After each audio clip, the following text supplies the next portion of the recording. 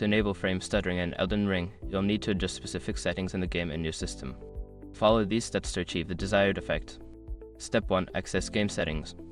Open Elden Ring and navigate to the main menu. Select the settings option to access the game's configuration menu. Step 2. Adjust graphics settings. In the settings menu, go to the graphics tab.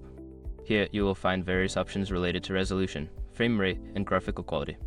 Step 3. Lower frame rate limit. Look for the frame rate limit option and set it to a lower value than your monitor's refresh rate.